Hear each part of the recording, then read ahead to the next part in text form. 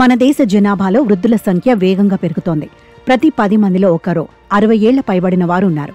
నమూనా నమోదు సిస్టమ్ 2023 నివేదిక ఇటీవలి ఆ గణాంకాలను వెల్లడించింది. పడిపోతున్న జననాల రేటు, పెరుగుతున్న ఆయుర్దాయంతో వయోవృద్ధ భారతంగా దేశం మారుతోందని నిపుణులు చెబుతున్నారు. వయోధికుల ఆరోగ్య సంరక్షణ, పింఛన్లు, సామాజిక భద్రత విషయంలో ఆందోళన వ్యక్తం చేస్తున్నారు. నివేదిక ప్రకారం దేశ జనాభాలో ప్రస్తుతం 60 ఏళ్లు పైబడ్డ వృద్ధులు 9.7% ఉన్నారు. 2011లో అది 8.6గా మాత్రమే ఉంది. 65 ఏళ్లు పైబడ్డ వారిలో పెరుగుదల 6.4%గా నమోదైంది. 60 ఏళ్లు పైబడిన వయోధికుల జనాభాలో కేరళ 15%తో అన్ని రాష్ట్రాల కంటే ముందుంది. ఆ తర్వాత స్థానాల్లో తమిళనాడు, హిమాచల్, పంజాబ్, మహారాష్ట్ర వృద్ధుల జనాభా జాతీయ సగటు 9.7% కంటే ఎక్కువ ఉంది. ఇక బీహార్, మధ్యప్రదేశ్, యూపీ, జార్ఖండ్ రాష్ట్రాల్లో వయోధికుల జనాభా 8% లోపే ఉంది. అంటే ఈ రాష్ట్రాల్లో జనాభా వృద్ధి బాగా ఉన్నట్లు స్పష్టమవుతోంది. దక్షిణ, పశ్చిమ భారత రాష్ట్రాల్లో జనాభా తగ్గుముఖం పట్టింది.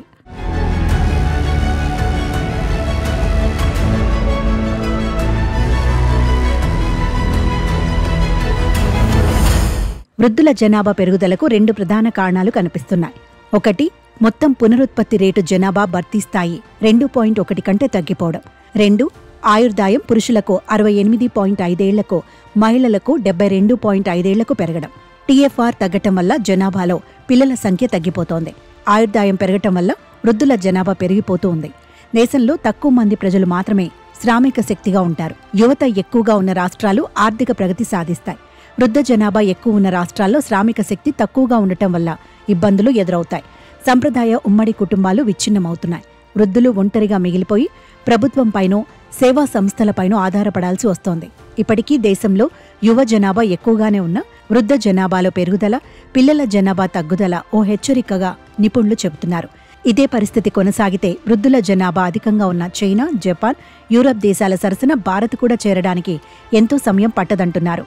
వృద్ధులకు సదుపాయాలు కల్పిస్తూనే యువ జనాభా పెరుగుదలకు తీసుకోవాల్సిన చర్యలపై ప్రభుత్వం దృష్టి పెట్టాలని సూచిస్తున్నారు.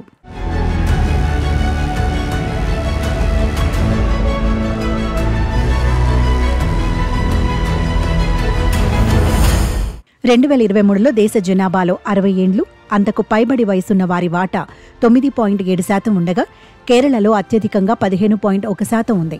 తర్వాతి స్థానంలో తమిళనాడు 14%, హిమాచల్ ప్రదేశ్ 13.2% ఉన్నాయి.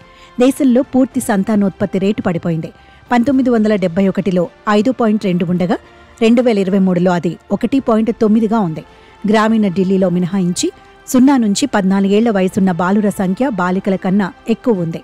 దేశంలో శిశు మరణాల రేటు తగ్గింది. 2015లో 40 ఉండగా 2023 నాటికి అది 25కి దిగి వచ్చింది.